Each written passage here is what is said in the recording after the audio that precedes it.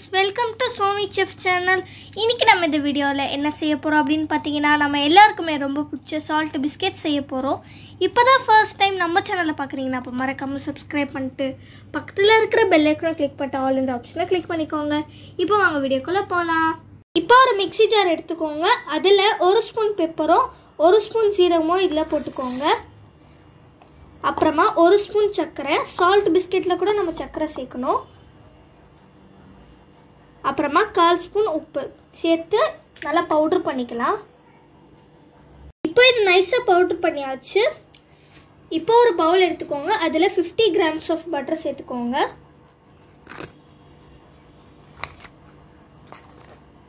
Butter வந்து நல்லா beat பண்ணிக்கோங்க.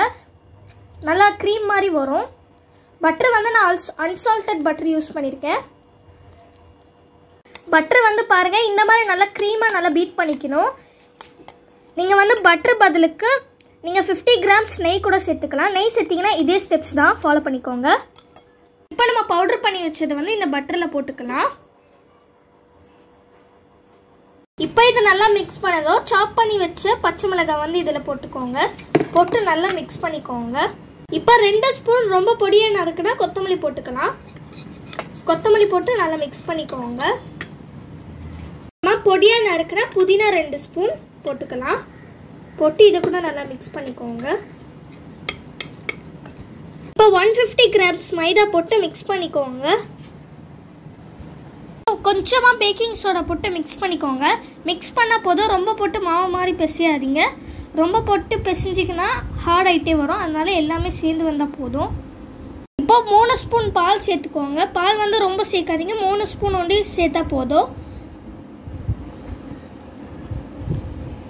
இந்த மாவு வந்து ஒரு சப்பாத்தி கட்டையில வச்சுக்கோங்க. எண்ணெய் தடவன சப்பாத்தி கட்டையில வச்சுட்டு இது வந்து இந்த மாதிரி பண்ணிக்கோங்க.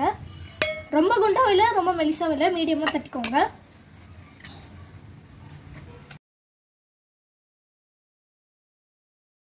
இந்த மாதிரி பண்ணிட்டு இந்த மாதிரி கட் பண்ணிக்கோங்க. இந்த மாதிரி கட் பண்ணிட்டு இப்படி கட் பண்ணிக்கோங்க. அப்ப அழகான ஸ்கொயர் ஷேப் ரெடி ஆயிடும். இதே மாதிரி எல்லாத்தையும் பண்ணிக்கலாம். எவ்வளவு அழகா வந்திருக்கு. இதே மாதிரி நம்ம எல்லாத்தையும் செஞ்சுக்கலாம். இப்போ எல்லாமே ஸ்கொயர் ஷேப்ல தட்டியாச்சு. இது வந்து ஒரு பட்டர் பேப்பர் வந்து இந்த இட்லி பிளேட்ல வச்சிருக்கேன். பட்டர் பேப்பர் வந்து ரொம்ப ஈஸி தான். பட்டர் பேப்பர் வந்து A4 ஷீட் வந்து அந்த பிளேட் சைஸ்க்கு வந்து கட் பண்ணிட்டு ஆயில் தடவிக்கோங்க. அப்போ பட்டர் பேப்பர் ரெடி ஆயிடும். ஒரு அடிகனமான பேன் எடுத்துக்கோங்க. தூக்கி வைக்கிறதுக்கு ஒரு ஸ்டாண்ட் வைங்க. ஸ்டாண்ட் வச்சுட்டு இந்த இட்லி பிளேட்டை உள்ள வச்சுக்கோங்க.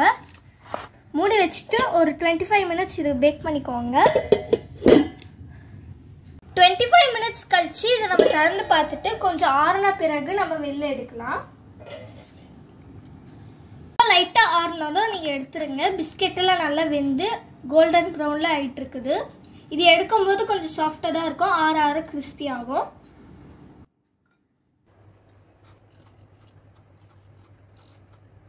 டேஸ்ட் வந்து நல்லா கிறிஸ்பியா ரொம்ப சூப்பரா இருக்குது. அந்த ஜீரக வாசனை ரொம்ப சூப்பரா இருக்குது. நீங்களும் இந்த ரெசிபி கண்டிப்பா உங்க வீட்ல ட்ரை பண்ணி பாருங்க.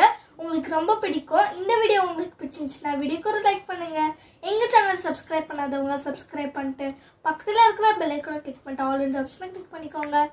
ஓகே, தேங்க்ஸ் ஃபார் வாட்சிங். பை. நெக்ஸ்ட் வீடியோல பார்க்கலாம்.